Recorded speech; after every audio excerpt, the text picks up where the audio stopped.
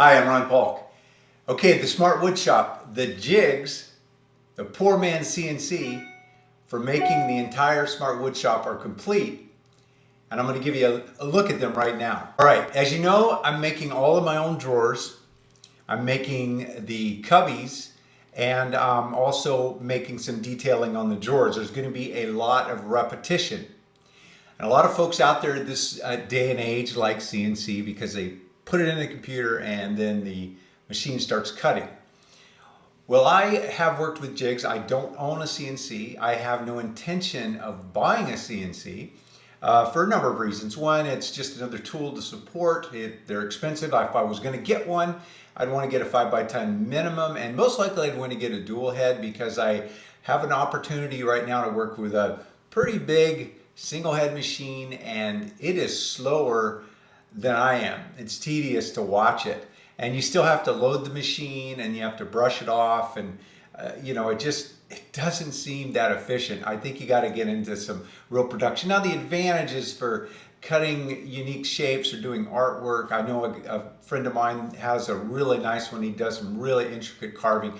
No question, CNCs are the way to go if you're building up a shop. But I'm a portable shop and I'm building houses and doing remodeling.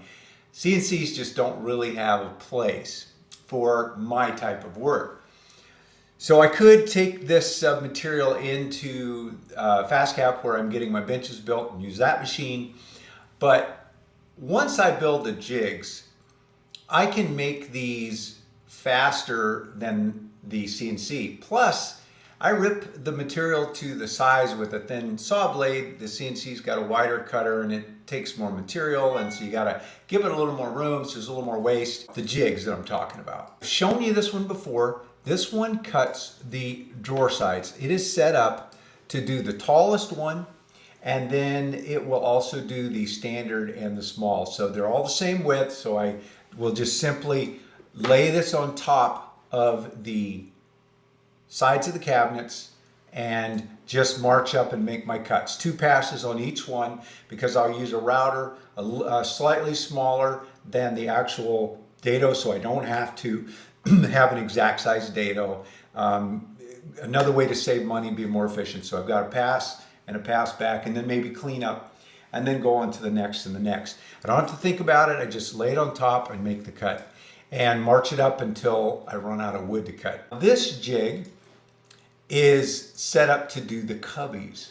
Now, these are the 2 cubby sizes I have. I have one that's longer and narrower and one that is shorter and wider. So I made a single jig that will do both.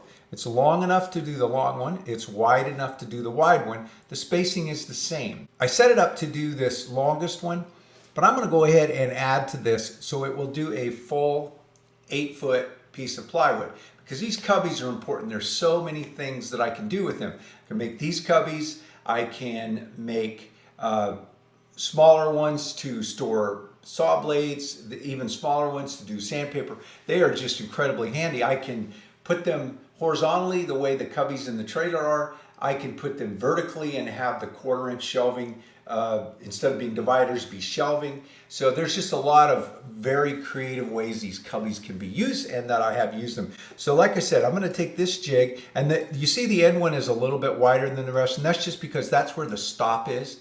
So there's a stop on either side and one on the bottom, and it's open on the other end. And all I have to do is lay it on there. On the narrower one, I'll just lay it along one edge tight.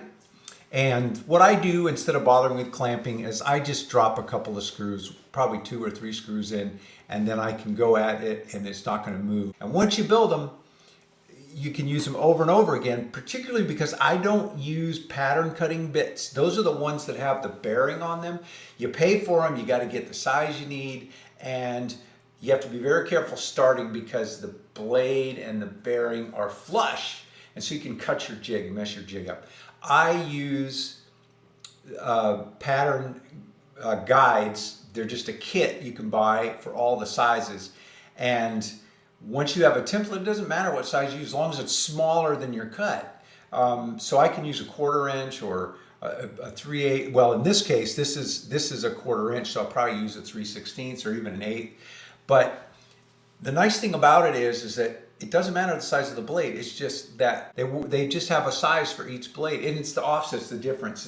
It's a 16th of an inch. If that's confusing, I'll show you in the shop. I've done it before, but I'll show you how handy they are. And then you just buy an upcut spiral bit, solid carbide upcut spiral bits. They last a long time. They're inexpensive, and you don't have to have all different size pattern bits with bearings that you got to maintain.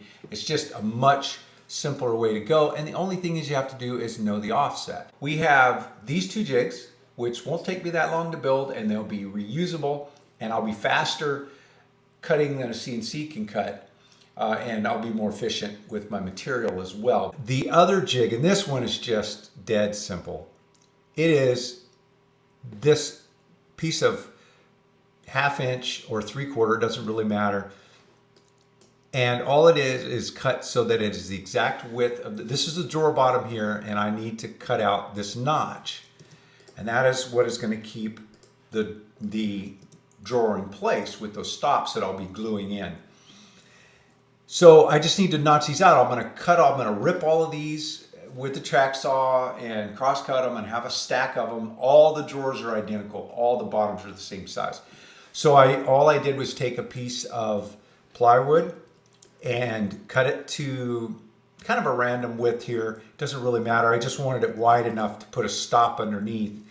And then, so the length of it is exactly the same as the drawer bottom is before the notch. And so that gives me my guidance just to flush it up. I could have gone longer and done side clamps, and I may do that, but this just made sense because I am going to put 2 screws in and make these cuts. Notch here is, again, 1/16 of an inch on both sides, bigger than the actual cut because the cutter is going to not cut tight to that. So when I put it on here, the material will be cut a 1/16 of an inch away from the surface. All I have to do then is take one of these, lay it on my bench, put this right on it, drop the screws in, they'll be partially in, I'll just screw them in, make the cut, unscrew it, go to the next. It's possible that I might be able to do 2 or 3 of these at once. If I stacked them and flushed them up nice, laid this on, used a longer upcut spiral bit, because this is an easy cut, I could probably do 2 or 3 at the same time. So that's the jig. So previously I just had a small one of these, but I decided since all the drawers are the same width, I was going to make one that is the same as the width of the drawer faces, and all I have to do is just butt it right up tight and then put a couple screws in and then just plunge my router in and make that cut. These 2 jigs and these 2 jigs, 4 jigs, I'm going to be able to cut the entire Smart Woodshop with the exception of these long dados here. I don't think I'm going to bother with making a jig for these because they're long. So, you know, if I did, I'd probably make a single cut jig that I would move, and I may do that. But I have a track saw, Festool track saw, and my router has an attachment that'll ride on that, and I can just make marks, set it where I want it, clamp it down, make the cut, move it, make the cut. This is not a high production thing. And, you know, if I'm making a bunch of these level storage units, you know, I might do it, but I'm making one. So it'll take me a little longer to make these 3 sides. So there it is. You've seen the jigs. You know how I'm going to do it in the shop. And I might give you another digital update if I make any other major changes or get things fine-tuned. Probably when I get the layout done, I'll give you an idea of how many sheets and all of that kind of stuff that I'm going to be cutting down there. But, you know, waiting on the plywood, I think we are ready to build the Smart Woodshop. I'm looking for the day that I'm going to load all of those tools out of those toolboxes and shelves back into the Smart Shop. I need this guy up and running. Thanks for taking the time to watch. Have a great day.